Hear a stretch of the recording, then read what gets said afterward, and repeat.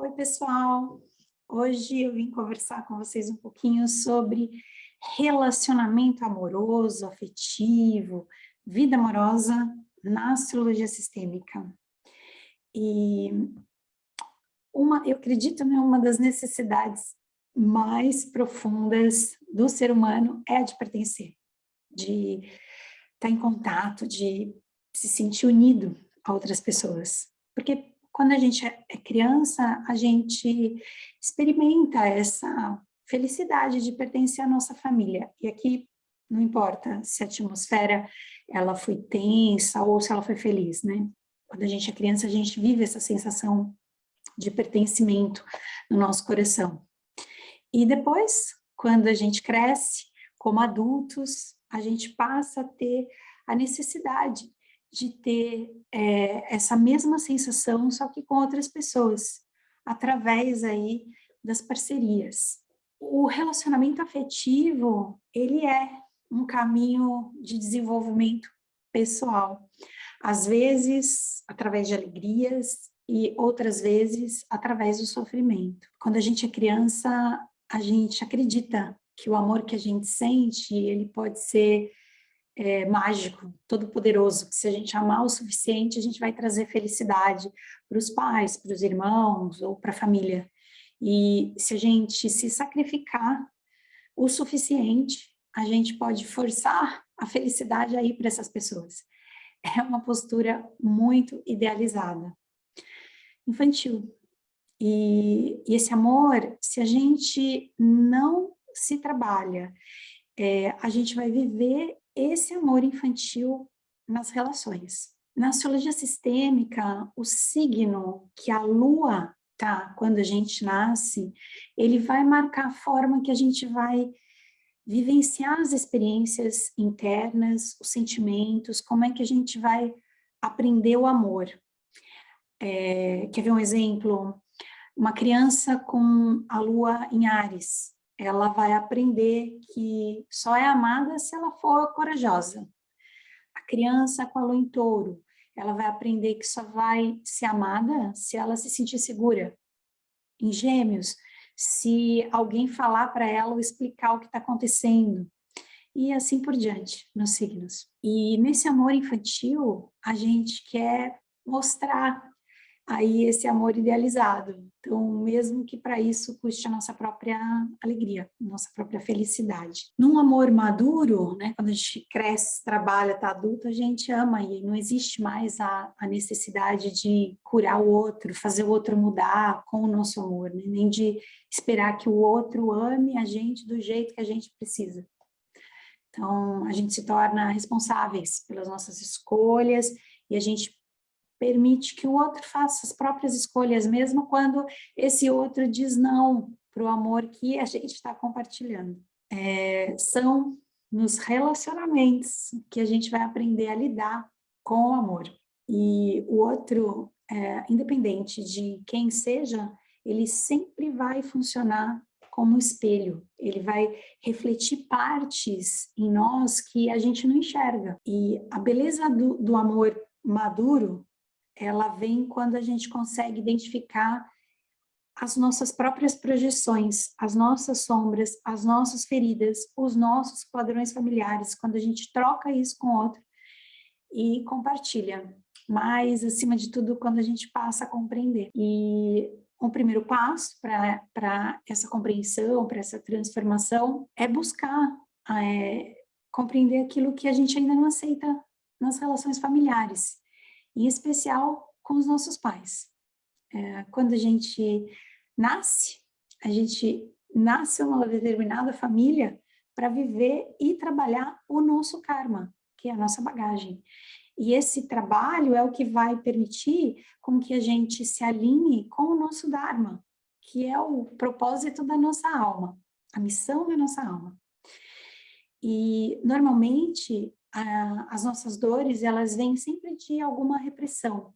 Então, a gente vai engolindo choro, engolindo raiva, ou as falas de não faz isso, ou engole esse choro, ou mulher não pode fazer isso, homem não chora.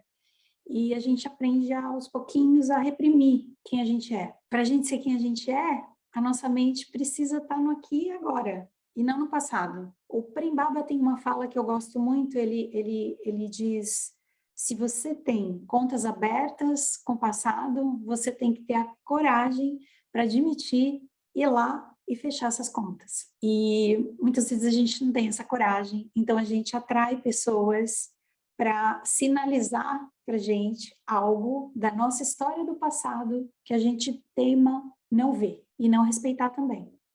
Então, são nos relacionamentos que a gente vai manifestar as repetições das dores, das feridas de infância e, principalmente, das nossas sombras. Eu posso buscar pessoas indisponíveis porque eu tenho uma indisponibilidade que eu não consigo ver. Isso é a sombra.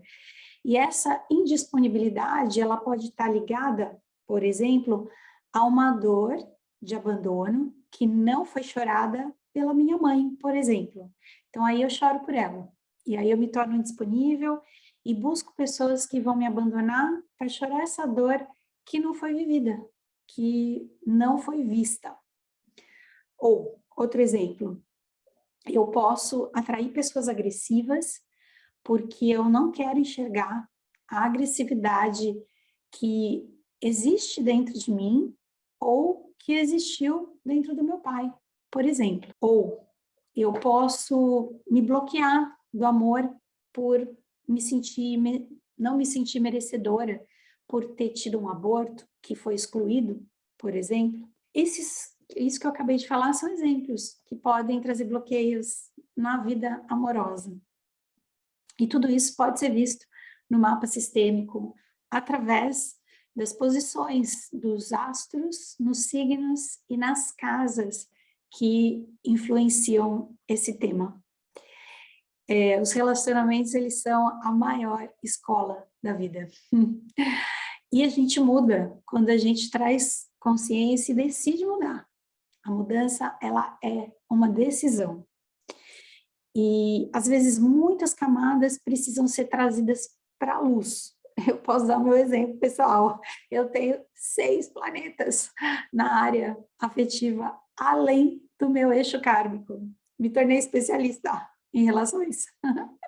Então, quando eu ouço histórias, naturalmente eu já consigo enxergar a ligação que existe aí entre elas.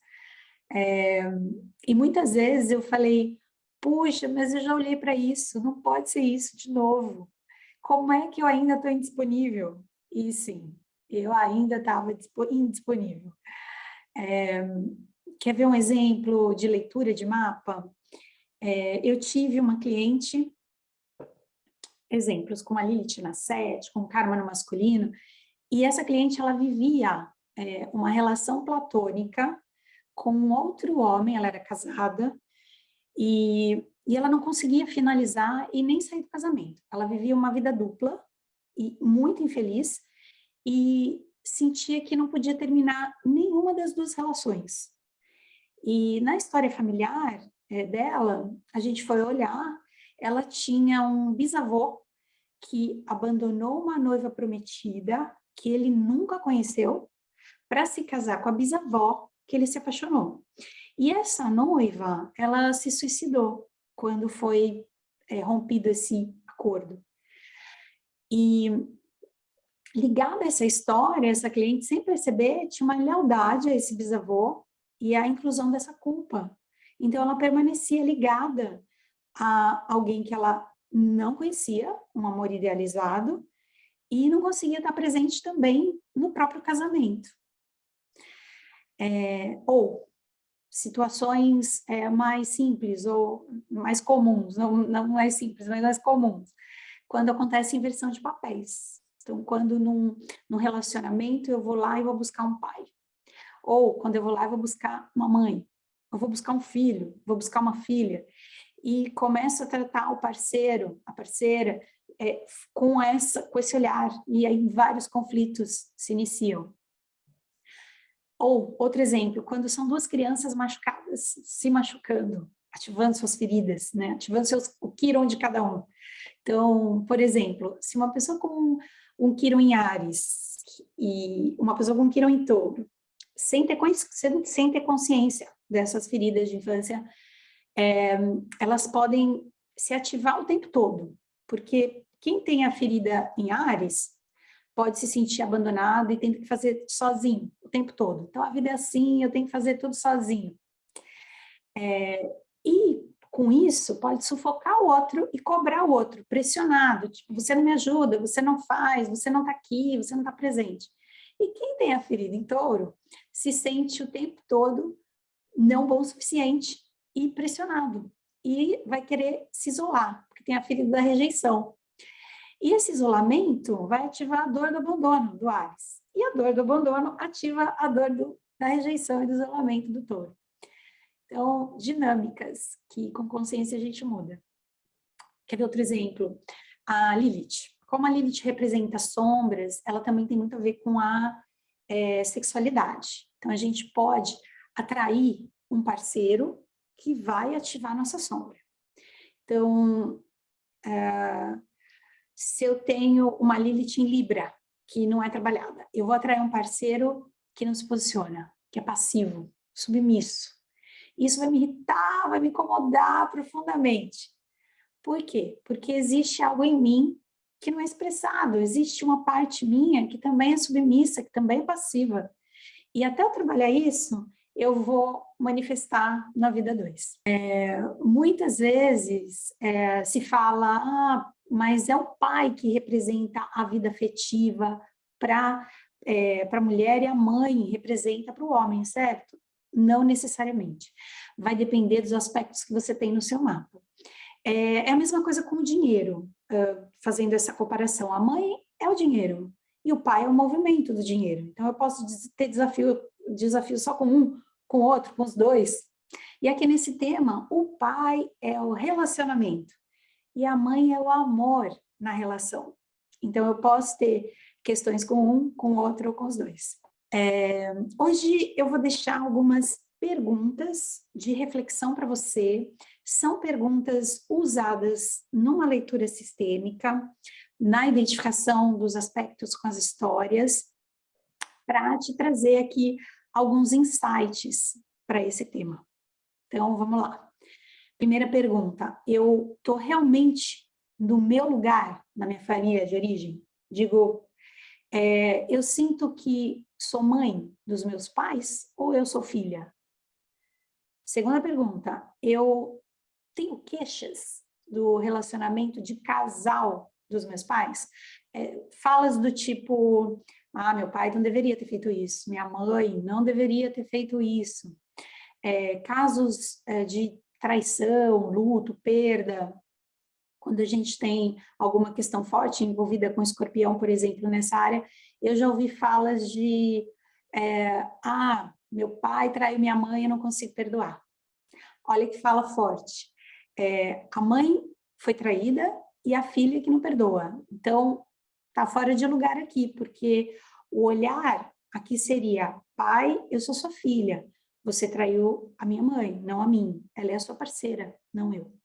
Então, isso é um dos exemplos de estar fora do lugar. Terceiro, eu alimento algum tipo de julgamento na forma da minha mãe ser ou do meu pai ser? Traz, agora perguntas trazendo para suas relações atuais. Como é que eu olho para os meus parceiros anteriores? Como é que eu me sinto quando penso nas minhas relações anteriores? Outra pergunta, eu, junto com o meu parceiro, eu estou de igual para igual? Ou eu olho para ele com um olhar de que sou eu que tenho que cuidar? Ou eu quero ser cuidada? Outra pergunta, eu troco com equilíbrio? Então, dá e tomar na relação. Ou eu deixo para lá, dou demais? Bom, é isso por hoje. Aqui fica a mensagem para que você possa olhar com amor para suas questões não resolvidas, porque uma fala que eu adoro é que a vida sempre vai direcionar a gente no movimento de inclusão, na direção do desafio para a gente incluir aquilo que a gente precisa olhar, ver, viver, se apropriar. Um beijo enorme para você e até a próxima.